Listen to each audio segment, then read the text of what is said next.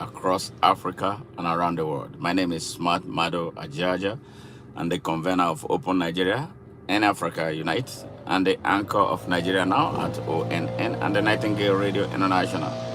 Good morning from Houston, Texas. How are you guys doing today? Yes, today we have another topical issue. Remember, if you are just joining, please do us a favor. Do Africa a favor. Do Nigeria a favor. Do the world a favor. Our job is to promote global peace and security. Yes. And justice for all.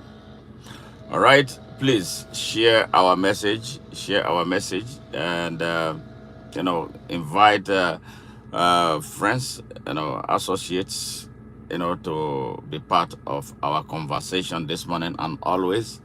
And again, I can thank all those who subscribe to our channels, enough for what they do to ensure that our voice is being heard. Thank you very much. What we are going to be talking about this morning is insecurity in Nigeria and how Nigerians uh, contributed and are still contributing to making their country insecure. hmm Nigerians, we must take responsibility for what is happening in Nigeria. Insecurity is a disease that if not treated, it will infect and destroy a whole country and countries around it. That is why we are where we are right now. Now, let's look at the insecurity in Nigeria, how we got where we are. We have to look at our own selves. Let us do self-examination. As a citizen of a country, you have some duties. You owe your country an obligation. And part of the obligations is ensuring that your country is safe. You don't have to have a gun. Security does not mean having a gun to fight anybody. Security means, it involves the type of choices you make when the time comes for leadership. Yeah, when there is an election, like we just had an election here in the United States. There are issues that are central to what the people want, the way they want their country to be governed, and the type of persons that they want for their country. Those choices, can impact. How do we vote in Nigeria? Who are we voting for in Nigeria? Do we vote for those with abilities? Do we vote for those with competency? Do we vote for those with courage? Do we vote for those with knowledge? Do we vote for those with exceptional strength and content of character? Those are the things. Those are the first layers. The first layers of what drives a country. The type of leadership that citizens bring about, by their own choice. Nigerians, I ask you this. We are shouting Boko Haram, Boko Haram, Boko Haram. We are shouting Fulani headsmen, bandits everywhere, troubling our country. But what role did you play? Did you vote at all? Did you even register to vote? Do you know the importance of voting and just voting for the right person? Do you know the importance of registering to vote? In the last election in Nigeria, the sham election that produced a criminal and a terrorist, as a president and vice president, respectively. Over nearly 100 million Nigerians registered to vote. Yes, nearly 100 million Nigerians registered to vote. But when the time came, hey, Adam, good morning. Good morning. How are you? God loves you too. Yes. When the time came for the people of Nigeria to vote, how many people stepped forward to vote? Only 28 million. So what happened to the nearly 70-something million people who registered to vote in that election? What happened? Where did they go? Did they all leave the country? Did they all die? What happened to those nearly over 70 something million Nigerians who refused to show up to vote? And you know, when there's an election, it's what the outcome is what counts. So if you allow those who support evil to vote, they will have their way. And then evil men will lead you. So that is one step strategic treasonous compromise of national security. Yeah, brought about by those who had voters registration cards, but they refused to use it. That is one part of the disaster. So if you are a Nigerian who had a voters registration card in the last election, before the last election, and you refuse to vote, you are as bad as the Boko Haram soldiers armed with AK-47 in our forest. You are as bad as the bandits that have taken over our forests and farmlands across Africa. You see now the consequences of your inability to do what is right. So that is number one. Two, what inform your choices about who to vote for? In every election, people file out for various positions. People file out to be elected the president. Some people file out to be elected governors. Some people file out to be elected members of state and national assembly. People file out to be elected councillors and local government chairmen. Now, what informed your choice for those candidates that you chose? Are they men that you truly believe from your heart of heart that can serve the interest of your country at every level? Did you vote for somebody who truly has the abilities, the man who has the competency, the man who has the knowledge, the man who has the courage to do the right thing at all times on your behalf, the man who has good content and strength of character? Yes, the man who can build, who can utilize, who can expand, who can extend, who can sustain capacity beyond himself. Did you consider all those when you were voting? Did you sell your vote? Did you sell your vote? Did you sell your vote to elect a criminal who has nothing to give in leadership? Did you go down to the level of selling your votes? So, how did you make your choice? How did you arrive at the person you voted for? How did you make up your mind that that was the person that you wanted to represent you as a councillor, as a local government chairman, as a member of a House of Representatives, as a member of the State Assembly, as a senator, and as a president, or as a governor? Yes, what informed your choice? Were you paid money? Do you know that it is a sin against God to be paid? Yes, to vote for, and then you vote to be paid at all, to accept anything from anyone before you can. You know it is a sin. It's a crime against humanity. It's a crime against your own children that you have right now. It's a sin against unborn children. This is why we emphasize, yes, the right to vote is a basic human right. It's a spiritual right.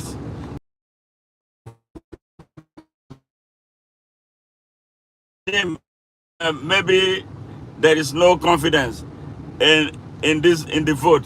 Well, perhaps, I don't know what. That's why we are this. This is why we are having this conversation. Yes, yeah. So something must have to inspire anybody to vote for somebody in an election, because elections are spiritual things. Electing a leadership is a spiritual business. It's much more than political, than spiritual. Yeah, it's much more spiritual than political. But people don't understand it. that whenever you make the wrong choice, you suffer the consequences of the wrong choices you have made. And that is the reason Nigeria is suffering. It's not like Boko Haram just came from the air. The Fulani bandits did not come from the air and start operating. They started operating because of the wrong choices we made. If the choices we made, choices of leadership we made, were good, they will be able to stand up, mobilize, and stamp out these vices and these evil men driving hell in Nigeria right now. So that is the first layer. We are all wrong with the type of choices that we make. So you see, you are a criminal, somebody is a criminal, and you know he's a criminal because he has a little change to give to you, and in order to vote for him in an election, you collect money from him to vote against the wrong candidate. You are a terrorist. You are a bandit. You are a criminal. That is what it is, and that is what has been taking place in Nigeria. Nigerians, for the most part, don't look at all the indices that are required, for real leadership to emerge. They sell their votes. They vote based on tribalism. Yes, because he's from my place, because he's a Muslim, and because he's a Christian, they will vote. They don't vote for character. They don't vote for abilities. They don't vote for competency. They don't vote for knowledge. They don't vote for courage to do the right thing. They don't vote for good content of character. Yeah, they vote along tribalism. They vote along the line of religious nationalism. They vote because they are corrupt and expect to be paid in order to vote for a criminal. And the country is now suffering. And we are going through the expensive way at solving such a serious national crisis. It costs more to fight insecurity. It costs less to prevent it through preemptive actions like voting for the right type of citizens as representatives. But in Nigeria, the opposite is the case. Nigerians don't vote for the right people. The best never lead Nigeria.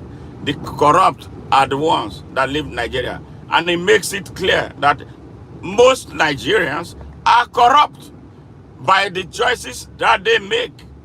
You are corrupt when you choose your brother who you know is not capable of representing you.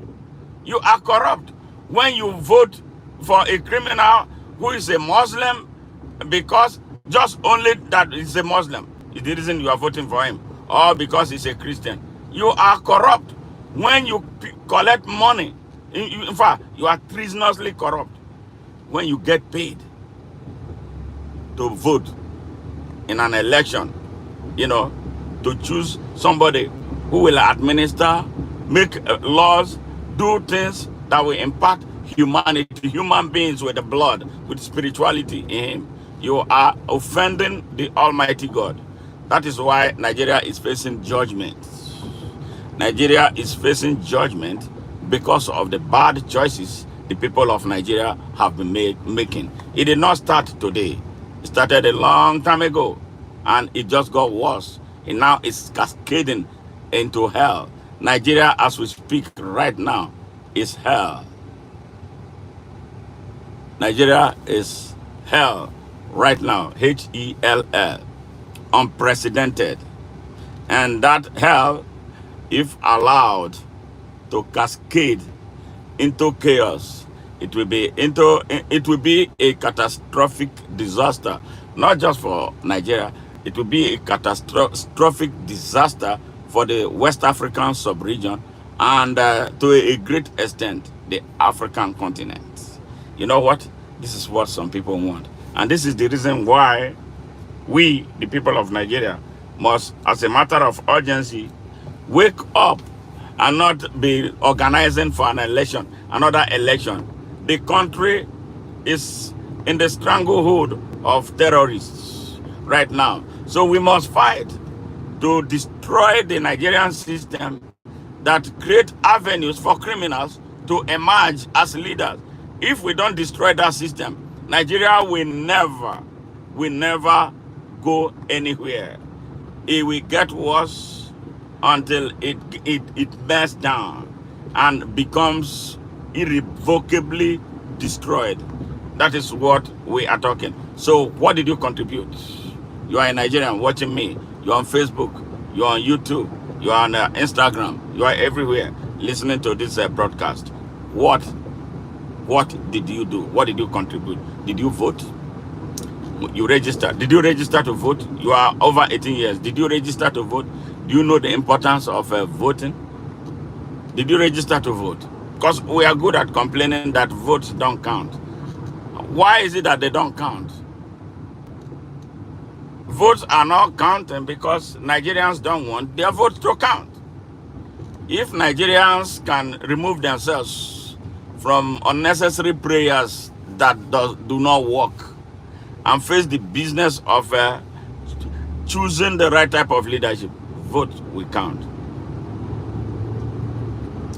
The votes don't count because most Nigerians are unpatriotic. They don't love their country. They blame the country, blame the country. What are you giving to the country? You didn't give the country anything. You are blaming it. The country gives you an identity. You know, you are not respecting that identity. The country gave you an avalanche of opportunity. They don't understand that it is their responsibility to build the country. They want Nigeria to build itself. No country builds itself. America did not build itself. United Arab Emirates did not build itself. Germany did not build itself. Britain did not build itself, even if they stole from Africa to build all these places. Yes, Canada did not build itself.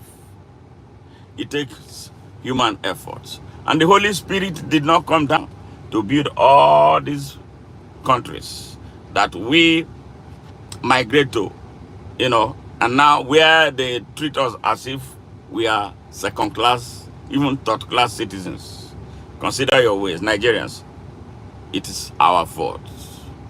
We are responsible for the insecurity in our country. We are a people who don't learn lessons. Give them another opportunity of another election. Bola Ahmed Tinubu will sit down and win again. Because Nigerians are very, very corrupt. I am a Nigerian. I'm not excluding myself. We are a very corrupt people. I'm not corrupt. I'm including myself for the sake so that they won't say I'm disrespecting the country. Nigerians are a very, very corrupt people. Yeah, the world is hearing us. So, and the reason why the world must hear us is that we need a moment to reflect and change our ways. We are the reason why our country is bastardized. No Nigerian, including me, has any reason to be outside Nigeria because there is nothing that we don't have in that country. That if we unite and decide that we are going to build a real country, we can build a country, we can build a heaven outside Nigeria.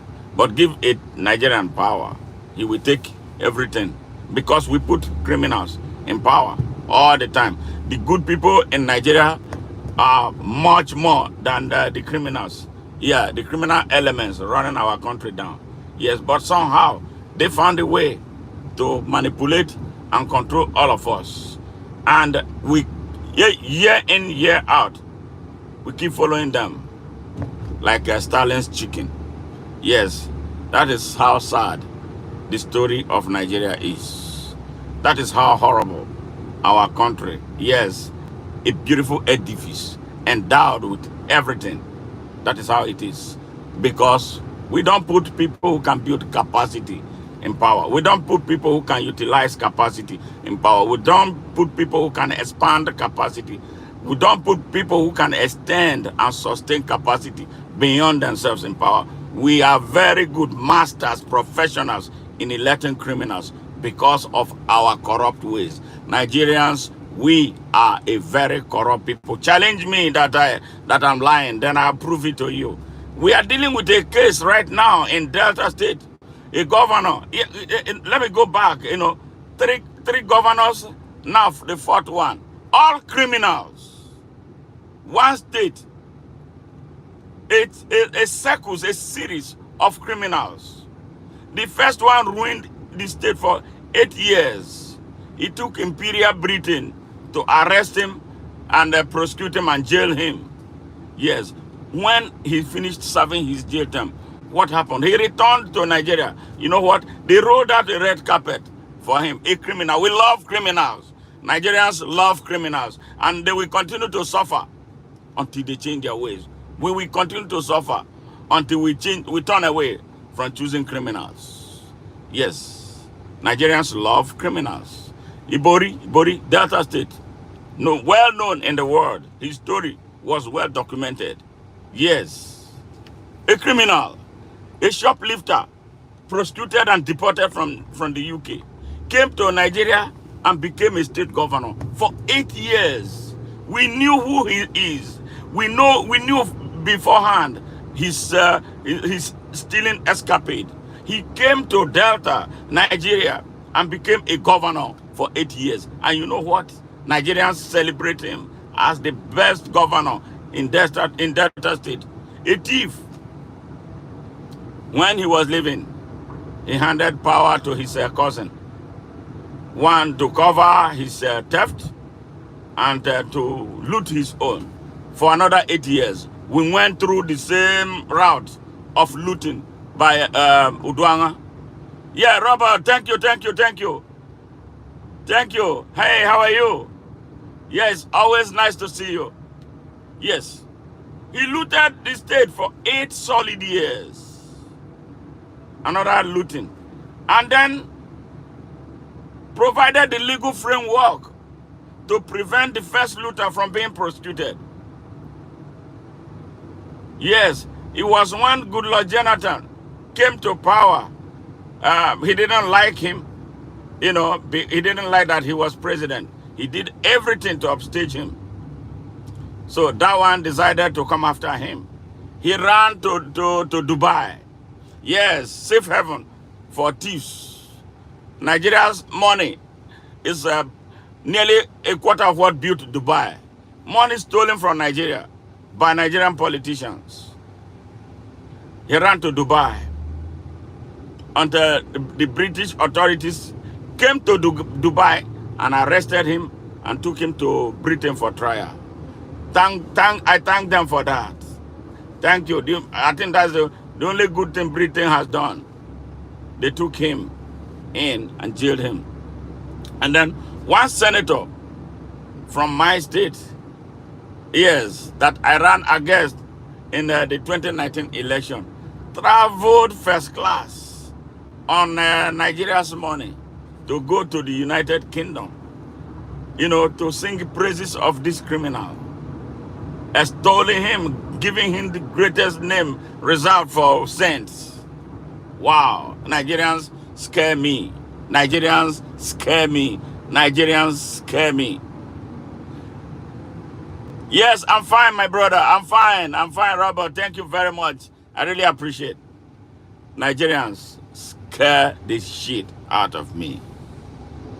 I get concerned about the attitude of my Nigerian people, including some of us who live outside Nigeria. The way we think, the way we celebrate criminals.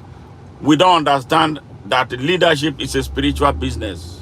We look at leadership as a social business. We don't. I'm scared of Nigerians. So scared of their attitude. The corruption in Nigeria among majority of Nigerians is just too much. That is why the country is on its belly. After Udwanga's 8 years of destruction, came Ifeanyi Okowa. Trinity of thieves in a row. He came, starting from day one. He started looting the states. After he finished looting for 8 years, for 8 solid years, he, in fact, he emptied the treasury of the state and now put a stooge. I don't know how they are able to do it. And they say we are having democracy in Nigeria. that one state governor is the one who brings out who is going to succeed him, then what is the use of our numbers? If what is the democracy in Nigeria? If the people cannot have their way, a state governor will bring his successor. That is the practice in Nigeria. The country stinks. He brought his stooge, the one they call sheriff. The young people in Delta were sherifying. I'm sherified. Okawa brought him, and they followed blindly. They followed like sheep. They followed him like animals. That perhaps, let me stop short of calling my people animals. But the way we reason, and this is why we are not respected. This is why people don't treat us with respect, because they look at all of us as the same. But they don't understand that the people doing this to Nigeria are an insignificant but loud minority of people who have programmed the country to fail, to never work, to never give access to those with abilities, competency, knowledge, courage, and the exceptional content of character required to build, utilize, expand, extend, and sustain capacity for the greater good of the country and its people. Nigeria has some of the brightest minds on earth. But those minds, when they come to Nigeria, the Nigerian system frustrates them. They abuse the people of Nigeria. This is why I am so concerned. It's in the grassroots. And when corruption is in the grassroots, the country is buried. Yes. So it's going to take blood to free Nigeria from the bondage it is in right now. It's going to take people. We have to die. And that is why there will be the only way to save Nigeria is through a revolution, not through any ballot. The ballot will not work in Nigeria because the people of Nigeria don't understand the importance of their rights to vote. They don't understand what the meaning of the power of the people. If the people of Nigeria understood the meaning of the power of the people, the Sultan of Sokoto, or whatever he calls himself, whatever he calls it, he says Sultan of Sokoto, won't have the audacity to blackmail Nigerians, to threaten them about choosing a criminal and a terrorist as president and vice president of Nigeria. He won't say that and sleep in that palace. Yes, he won't say that in a place where people are conscious, in a place where people know their right. He wouldn't have said that. No, he wouldn't. And many more things that so many crazy Nigerians, including Bola Ahmed Tinubu, had done to Nigeria with all the bags of lies he has told and written. A lot of them, recorded on video. Nigerians suffer serious amnesia. The people of Nigeria, they suffer serious amnesia. They suffer because they are corrupt. Nigerians, I am saying it here. Now, call me unpatriotic. Nigerians are very corrupt. They are corrupt with their minds. They are corrupt with when it's time for them to take action. They look away. They are mostly cowards. Nigerians. The cowardice in Nigeria I have never seen on earth. Yes, I have never seen a people who will continue to adjust to pain and suffering. I've never seen a people who easily adjust to misery. Their condition is getting worse. Yeah, hey, Robert, yes, tell me. He said, do you know why I am in almost every stream? If not done, I will explain to you when I discover your story. Touch me so much. Thank you very much. Thank you very much. Africa, Nigeria needs this hard truth now. Nobody, they don't know the people who have, you see, I'm sure if you have encountered Nigeria, you see some of them are some of the smartest people on earth. But when it comes to this issue of what is happening to their country, they shy away from it. They don't want to, be involved. Why? Because they are corrupt. Secondly, because they are victims of tribalism or religious nationalism. There's no patriotic heart in Nigerians. For the most part of it, Nigerians don't love their country.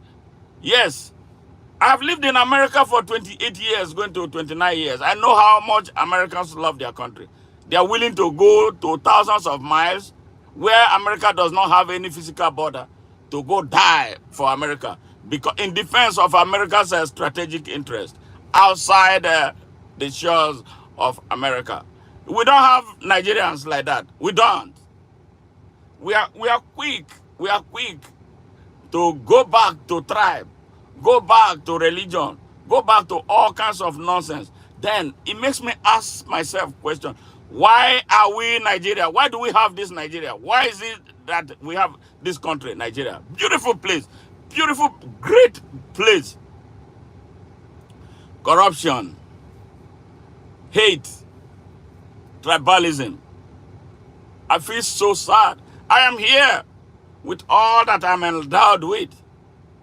Yes, but if I go back to Nigeria, like as we speak right now, I can't go back there now because I am a target. They send me death threats because I am speaking this message. But that country needs this type of message. The people that the elite are all corrupt. They are evasive. Can you imagine? Can you imagine a roadside driver becoming a leader over an intellectual, people who are professors in universities? They subordinate themselves to some of the worst on earth as their leaders, and they don't see any reason to rise up. So what I'm trying to do is to incite the minds of Nigerians to ask, so they can start asking themselves questions, because people don't speak the truth. Is there any reason Nigeria is not standing alone, able to do things by itself? Every time Africans, especially led by Nigeria is supposed to be a model for the whole of Africa. No matter all the evidence we give to them to support what we are talking about, no, they will look the other way because of corruption and their lack of patriotism for their country. Yeah, it may interest you that history is not studied in Nigerian schools anymore. They removed the study of history from Nigeria's academic years, academic curriculum. Yeah, corruption is so bad thing. Yeah, they don't know. Nigerians don't know. They think it is okay to be corrupt, but they see the consequences of their corruption. They see it reflecting on the state of their infrastructure. They see it reflect on the state of their healthcare delivery system. They see it reflect in their educational system. They see it reflect, as darkness, no power. The power sector is crumbled. They don't see it reflect in the cost of producing fuel in their country. 4 refineries in Nigeria, all dead. 4 refineries in Nigeria, dead. Where does that happen on earth? It can't happen anywhere on earth. And yet they will come and be shouting and calling me about Boko Haram, Boko Haram. You are Boko Haram. You are Fulani bandits. You created them. You created all the monsters. Elect good people. You will not elect. You elect thieves. Thieves who will not do anything. Thieves are the friends of terrorists. They work together. They create an enabling environment for them to thrive. So why are we crying? We have no reason. Nigerians have no reason. Blame yourselves. And if you are so angry now, rise up. Rise up and fight back. The country has no more. The armed forces of Nigeria is gone. And for the most part, they work for terrorists. The terrorists have infiltrated the Nigerian armed forces. It may interest you to know that the chief of army staff of Nigeria, appointed by the rogue, is dead. He died like 3 weeks ago, about a month ago. And then when we first reported it, the guy who first reported it, they were calling for his head. They declared him wanted because they didn't know that we have the kind of intelligence that they can only dream about everything and about everybody, that we choose as a person of interest. The man, Lagbaja Taorid, General Lagbaja Taorid, yes, hired by these criminals. He died about a month ago in a hospital outside Nigeria. So when the news was broken, they declared Jackson Ude, who broke the news, they declared him wanted. They want to kill him, yes, for having a privileged information that he shared with the people of Nigeria about about the atrocity of Bola Ahmed Tinubu, his atrocious leadership of Nigeria that he stole from the people of Nigeria. And then he's not able to do anything, but he has continued to borrow money, borrow the country into stupor. Instead of Nigerians coming together to drive him away, they are playing games. They are preparing for another election with him in charge of the country. How are you going to defeat him? He came from the periphery and bought the army. He bought the judiciary. He bought the corrupted traditional institution. He bought everything that was viable. Yes, from the periphery.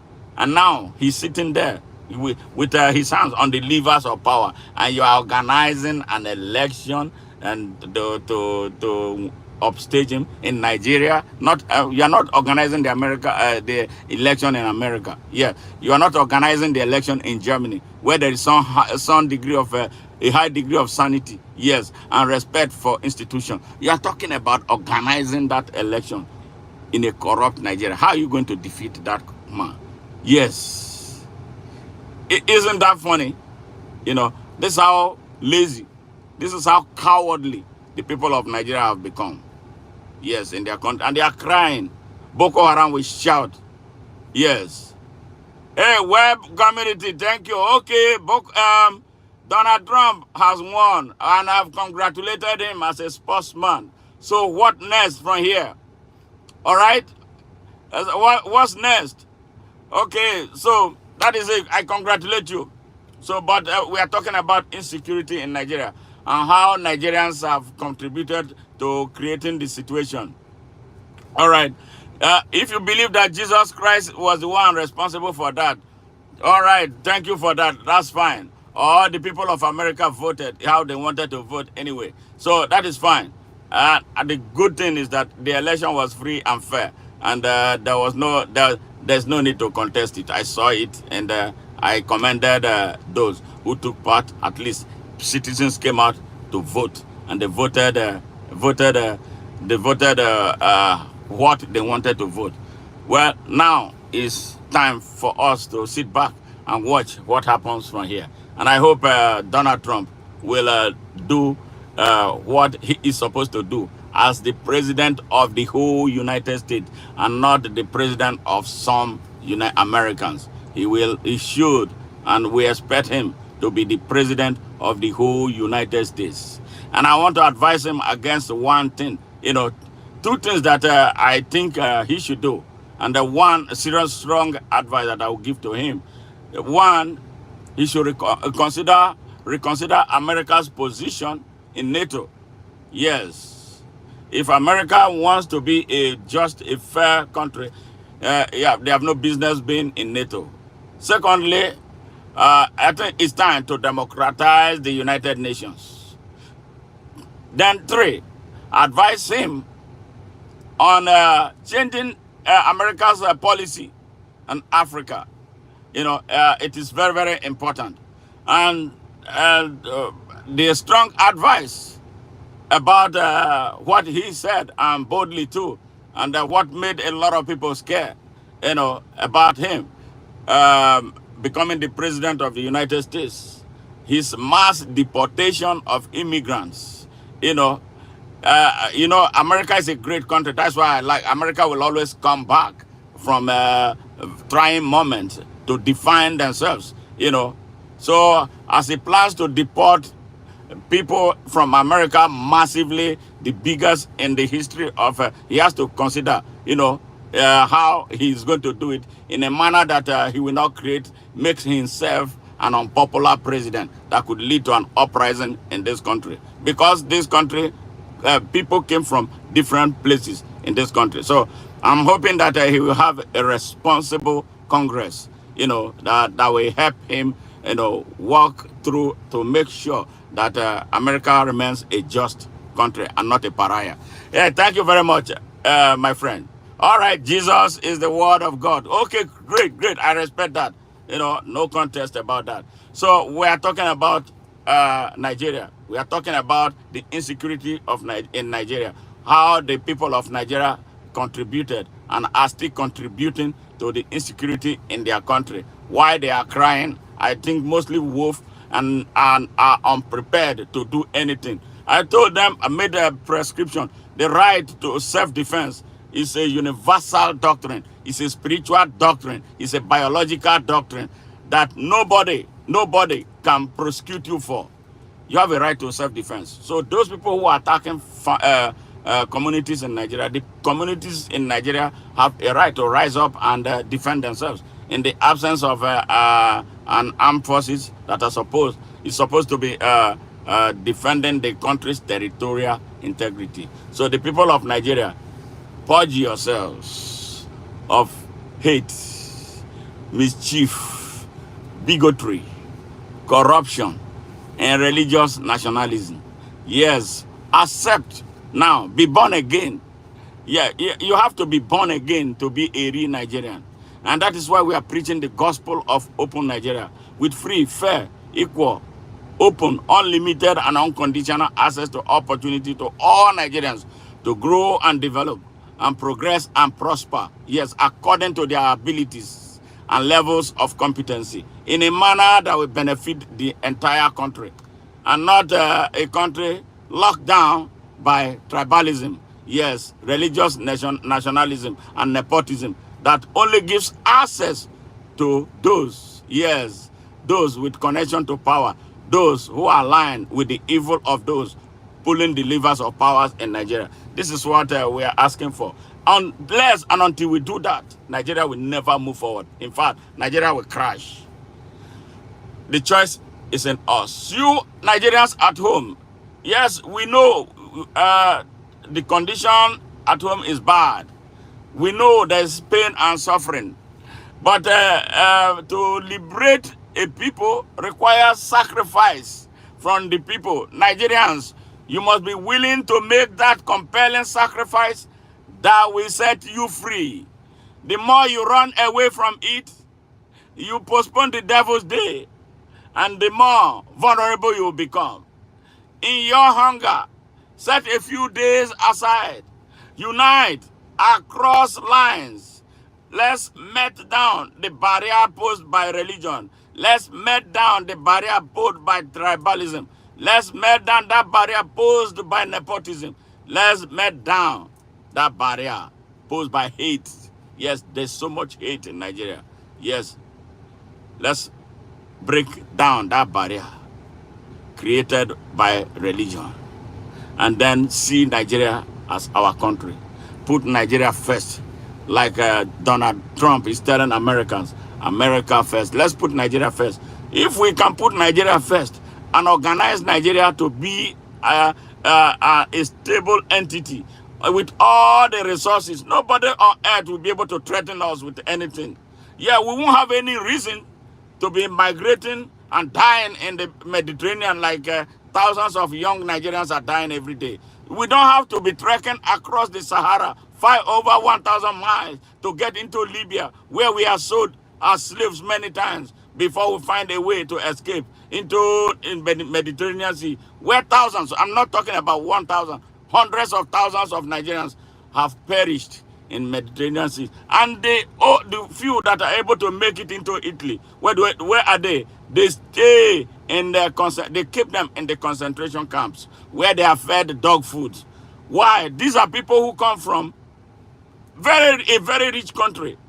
People who come from a very rich continent. The continent that has over 45% of the earth's resources. These citizens are suffering. The citizens are running away. And the criminals are the ones directing at home. No, we must go back home. That is what is important. Let us unite now and do what we have to do to save our country and save its future. Thank you very much, Robert. Thank you, Web3. Thank you, all those who tuned in. Please, as always, share our message, give us your perspective, ask us questions about anything you don't understand, make suggestions to us about how we can grow this side. What we are doing is trying to build an organic movement, towards global safety and security and justice. And we can't do it alone. We will require your support one way or the other. However, you can support us. If you want to subscribe, as give us whatever you need to do to support us, expanding our horizon. Because what we are trying to do is to build an organic movement. So that is why we are doing everything we can to make sure that whenever we come online, we are talking to real people and not robots. I am so thrilled to have had the opportunity of being there. For you on Facebook, following Open Nigeria, or watching what we are doing right now, share our message, bring more people into the Open Nigeria movement, so we can build that critical mass of critically conscious Nigerians to take on the Nigerian system and tear it down. That is it. We are not negotiating. We are not trying to be nice to those who drive the Nigerian system and those who are wrecking Nigeria. I am not known to be a nice person to criminals. So what Nigeria needs now is it is serious movement that can create that exodus out of Odin land that we have been in. God bless you. God bless Nigeria. God bless America. God bless the world. Hey, Robert, thank you very much again. Always. Thank you. I appreciate you. Web3 is, I hope you send my message to Donald Trump. We want a better America. We want an America that will continue to accommodate people. We want America where race will not matter anymore. All right, take care and have a great day. Bye now.